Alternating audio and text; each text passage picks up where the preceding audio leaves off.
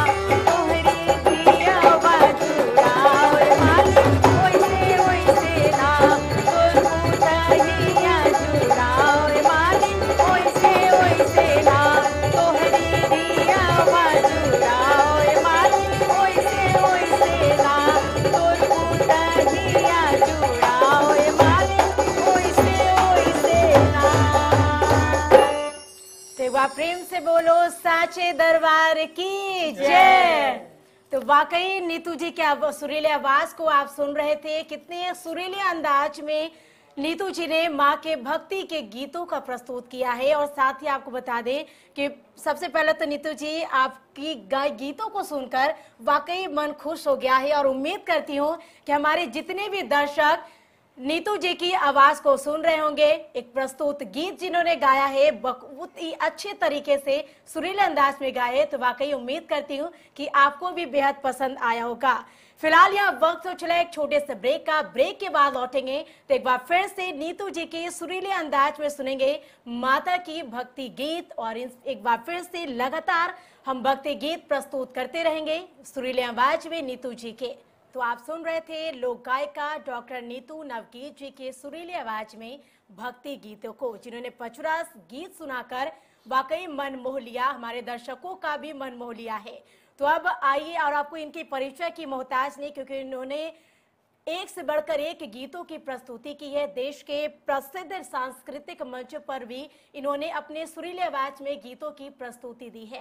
तो आइए एक बार फिर से सुनते हैं नीतू नवगीत जी की सुरीली आवाज में। नीतू जी, एक बार फिर से हम चाहेंगे हमारे दर्शकों को अपनी सुरीली आवाज में भक्ति गीत सुनाए। जी बहुत बहुत धन्यवाद करिश्मा जी। और चलिए मैं अगला गीत प्रस्तुत करती हूँ। ये स्वरचित है मेरा, तो चलिए माँ के चरणों में यह गीत समर्पित।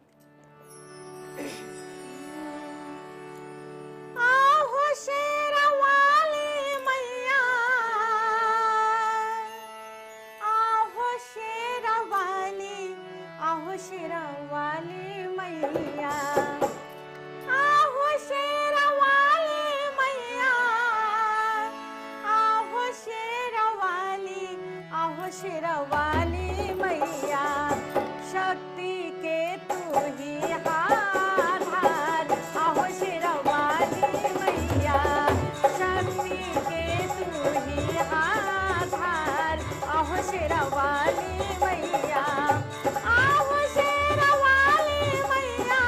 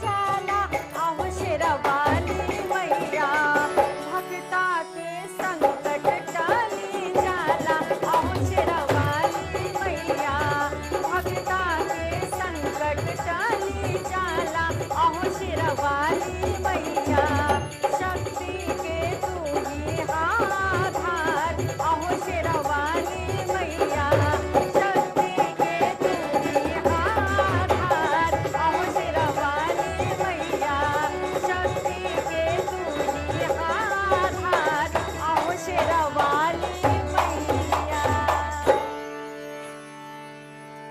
तो आप सुन रहे हैं डॉक्टर नीतू नवगीत जी की सुरीली आवाज को, जो कि लोक गायिका हैं भी हैं, और साथ ही अगर इनके बारे में बात करें तो बिहार के पारंपरिक लोकगीतों को इन्होंने प्रस्तुति भी दी है और साथ ही साथ इन्होंने नए गीत भी रचे हैं।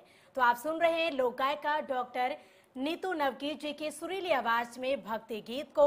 तो आइए एक बार फिर से हम सुनते हैं। हमारे जितने भी दर्शक हैं, वाकई आप इनकी सुरीली आवाज सुनको मदहोश हो गए होंगे, उम्मीद करती हूँ, और मुझे भी वाकई बेहद दिल खुश कर दिया है मैम आपने सुरीली आवाज में अपनी भक्ति गीत को सुना करके। तो हम चाहेंगे एक बार और बोलते हैं प्रेम से जय माता दी। जय माता दी। तो चलिए एक बार फिर से सुरीली आवाज में सुनते हैं नीतू जी की भक्ति गीतों को। नीतू जी, हम चाहेंगे एक और भक्ति गीत सुनाए अपनी सुरीली आवाज से हमारे दर्शकों को। जी जी।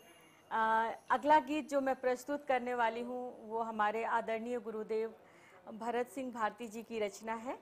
झुनुर झुनुर झंझवा मंजीरा बाजे संझवा। झुनुर झुनुर झंझवा मंजीरा बाजे संझवा, मंजीरा बाजे संझवा, रुनु झुनु हाँ रुनु झुनु मैया बाजे पैजनिया, रुनु झुनु मैया बाजे पैजनिया, रुनु झुनु।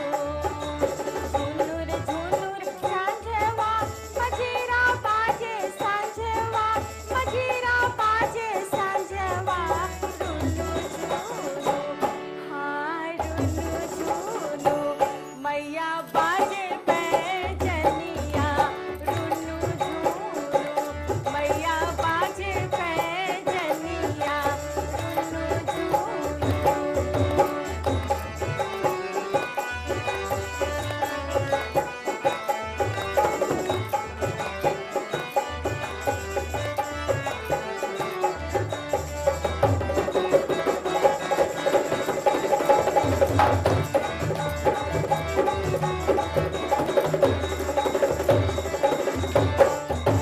केकर बाजे झंझवा मंजीरा बाजे संझवा, केकर बाजे झंझवा मंजीरा बाजे संझवा, मंजीरा बाजे संझवा, रुनु झुनु मैया बाजे पैजनिया, रुनु झुनु मैया बाजे पैजनिया, रुनु झुनु।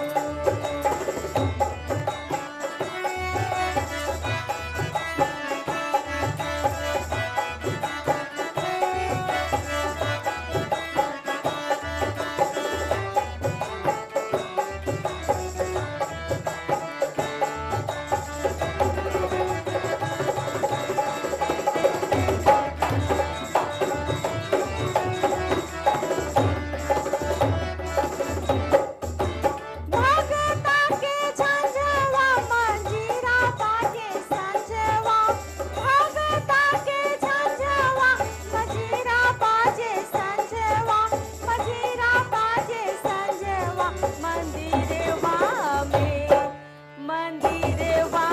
में मैया बाजे पैजनिया, मंदिरवा में मैया बाजे पैजनिया, मंदिरवा में।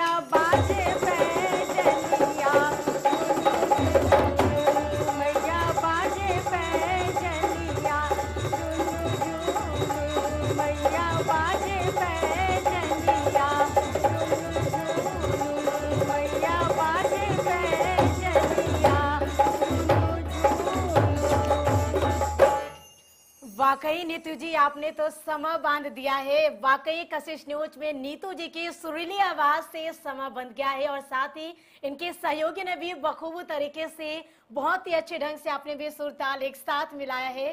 तो और साथ ही आप सुन रहे हैं नीतू जी की आवाज में भक्ति गीतों को, जिन्होंने एक से बढ़कर एक प्रस्तुति दी है और लगातार अपनी सुरीली आवाज से समा बांधते हुए नजर आ रही हैं।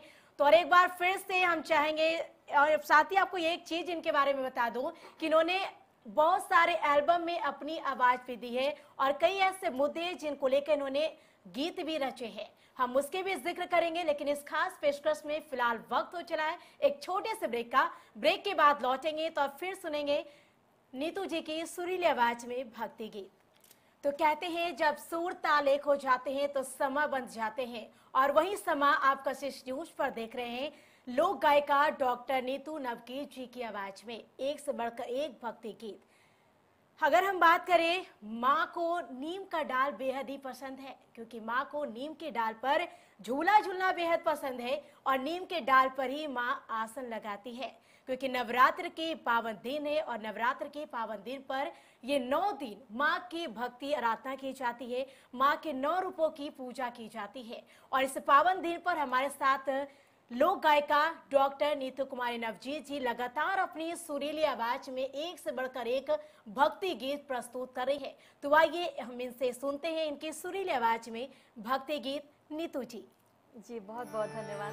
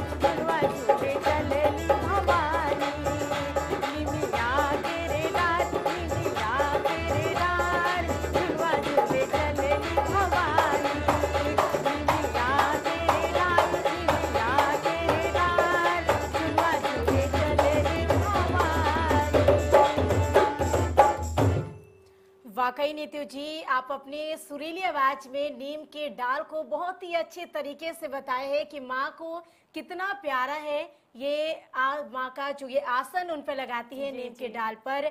तो वाकई ये बहुत ही अच्छे तरीके से आपने सुनाया है इस गीत को। तो खैर आपको बता दें कि नीतू जी ने अपनी सुरीली आवाज में बहुत सारे एल्बम में अपनी आवाज दी है। चैन की प्रस्तुति विवरण की हम बात कर ले तो बहुत से ऐसे जगह है जिनमें इन्होंने अपनी आवाज की प्रस्तुति दी है। तो देश के प्रसिद्ध सांस्कृतिक मंच पर नीतू जी ने अपनी आवाज दी है, वहां पर गीतों को गाया है और बहुत ही अच्छे तरीके से सभी ने इनके गीतों को सुना भी है और जहन भी किया है, अब क्योंकि इनकी आवाज ही वाकई बेहद ही सुरीली है। तो सबसे पहले तो आप सभी का बेहद शुक्रिया कशिश न्यूज में अपनी समय बांधने के लिए अपनी सुरों से, और साथ ही इसी के साथ इस खास पेशकश में फिलहाल इतना ही। मुझे दीजिए इजाजत। जी नमस्कार, जय माता दी।